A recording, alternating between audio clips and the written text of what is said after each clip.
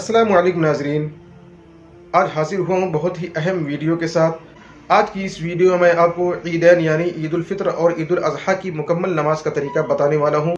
Video को last तक देखें, इंशाअल्लाह आपको बहुत चीज़ें पता चलने वाली हैं कि अगर कोई शख्स इस वक्त मस्जिद में पहुँचा कि इमाम रुकू में थे तो किस तरीके से अपनी तकबीर कहेगा, अगर किसी शख्स की एक रकात छूट गई तो किस तरीके से नमाज को मुकम्मल करेगा, या अगर किसी शख्स की दोनों रकात छूट गई, मस्जिद में उस वक्त पहुंचा कि इमाम साहब तशहुद में थे, तो वो अपनी नमाज को किस तरीके से मुकम्मल करेगा। आज की इस वीडियो में आपको पूरा बताने वाला हूं। इंशाअल्लाह वीडियो को लास्ट तक देखें, आपको बहुत चीज़ें मालूम होगी। और अगर वीडियो पसंद आए तो लाइक कर दें, शेयर कर दें, और इस चैनल पर आप नए हैं तो सब्सक्राइब भी ज़रूर कर लें। तो चलिए शुरू करते हैं। सबसे पहले हम नियत करेंगे। तो नियत किस तरीके से करना है? नियत की मैंने 2 रकात नमाज ईद उल अज़हा वाजिब 6 ज़ायद तकबीरों के साथ या ईद उल फित्र 6 ज़ायद तकबीरों के साथ वास्ते अल्लाह ताला के, रुख मेरा काबा शरीफ की तरफ, पीछे इस इमाम के, अल्लाहु अकबर। ये तकबीर तहरीमा थी। तकबीर तहरीमा के करने के बाद आप दोनों हाथों को नाफ के नीचे लाकर बांध लेंगे।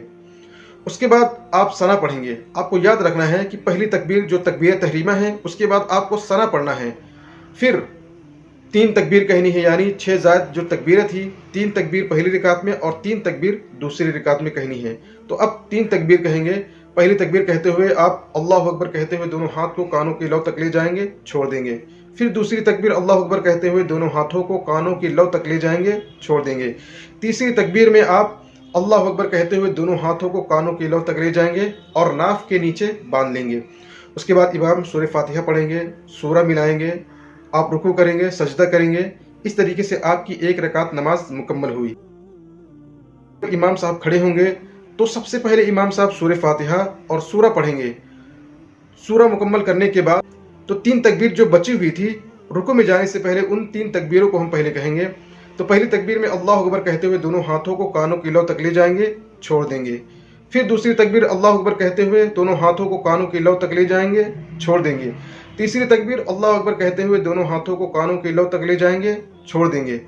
चौथी तकबीर में आपको बगैर हाथ उठाए सीधा रुकू में जाना है। तो आप रुकू में जाएंगे। इसी तरीके से आप जो है रुकू करेंगे, सजदा करेंगे। आपकी दूसरी रकात मुकम्मल हुई। इस तरीके से आपकी नमाज मुकम्मल हो जाएगी। उसके बाद खुतबा सुनना है। खुतबा सुनना सुन्नत है, आप खुतबे को गौर से सुने। अब अगर कोई शख्स उस वक्त मस्जिद में पहुंचा कि इमाम साहब किरात शुरू कर चुके थे, तो तकबीर तहरीमा कहने के बाद अपनी तीनों तकबीर कह ले, अगरचे इमाम साहब ने किरात शुरू कर दी हो।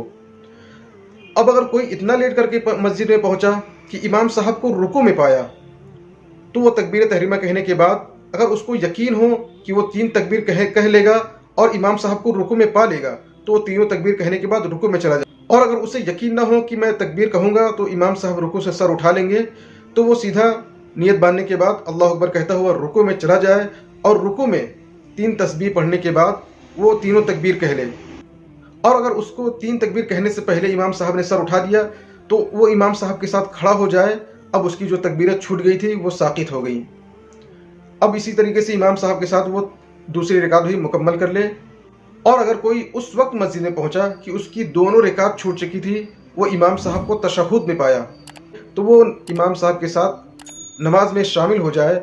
और जिस तरीके से पहली रकात में तकबीर कही जाती है और दूसरी रकात में तकबीर कही जाती है, उस तरीके से वो अपनी नमाज को मुकम्मल कर ले, उसकी नमाज हो जाएगी।